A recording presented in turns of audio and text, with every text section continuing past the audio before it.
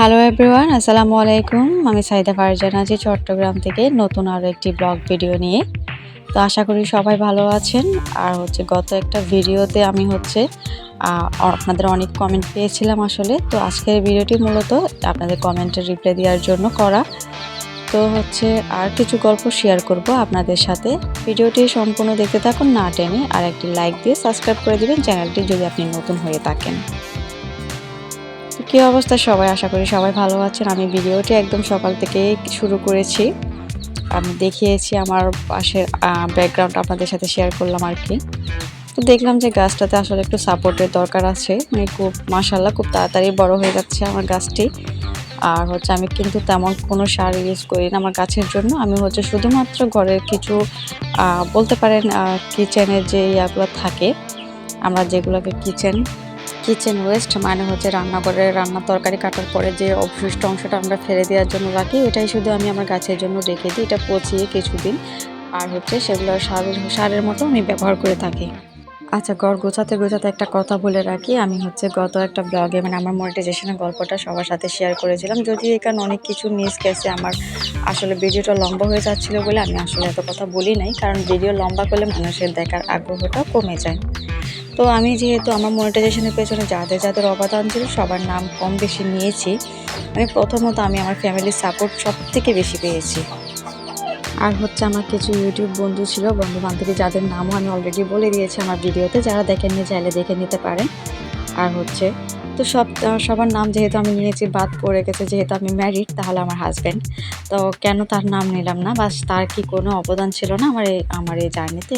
না, আসলে তার কোনো আমার এই জার্নিতে তার কোনো অবদানই ছিল না, কারণ আমি তাকে কখনোই এটা জানতে দিইনি। আমি পুরোটা সম্পূর্ণ জার্নিটা শেষ করেছি একদম লুকিয়ে, গোপনেই করেছি।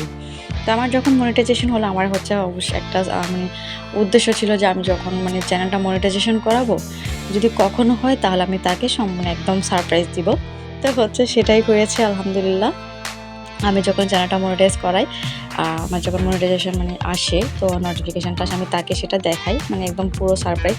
কিন্তু বিশ্বাস করবে তার কোনো রিয়াকশান ছিল না, কোনো খুশির রিয়াকশান ছিল না। কারণ কেন বলি, সে যেহেতু সে এই জিনিসটা খুবই অপছন্দ করে, সে সোশ্যাল প্ল্যাটফর্মটা খুবই অপছন্দ করে। আমি চাই না আমি কখনো প্ল্যাটফর্মে কাজ করি।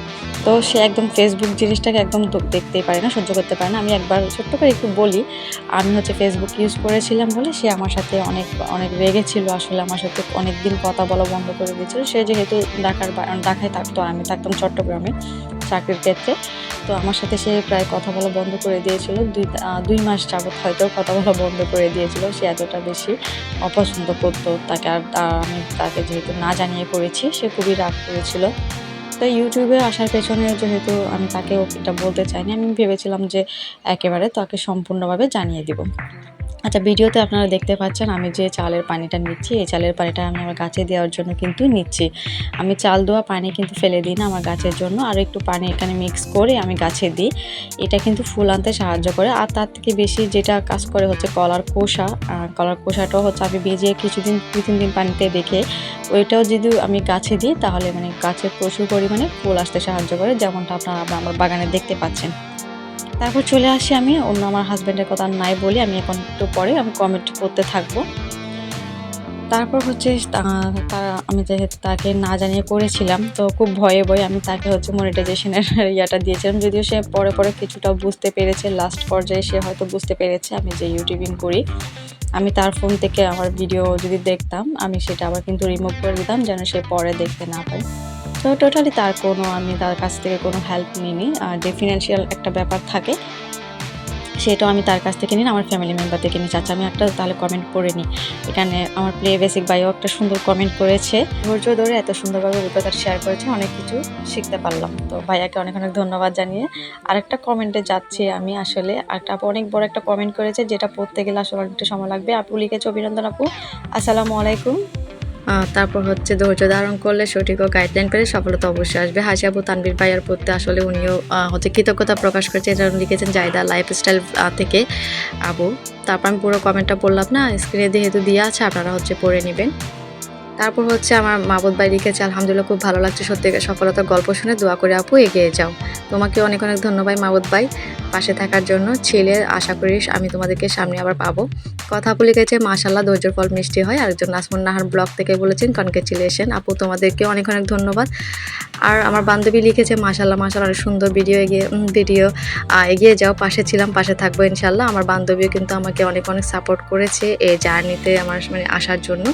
তো আসলে কিছু কথা মিস হয়ে যাচ্ছে, আপনারা অবশ্যই সেটা বুঝে নেবেন। আরেকজন লিখেছে ফারহানাস ব্লগস থেকে, আর লিখেছে আলহামদুলিল্লাহ আপু তোমার জন্য অনেক অনেক শুভকামনা। আপু তোমাকে অনেক অনেক ধন্যবাদ আমার ভিডিও দেখে কমেন্ট করার জন্য। আসলে আমি খুবই খুশি হয়েছি এতগুলো কমেন্ট পেয়ে।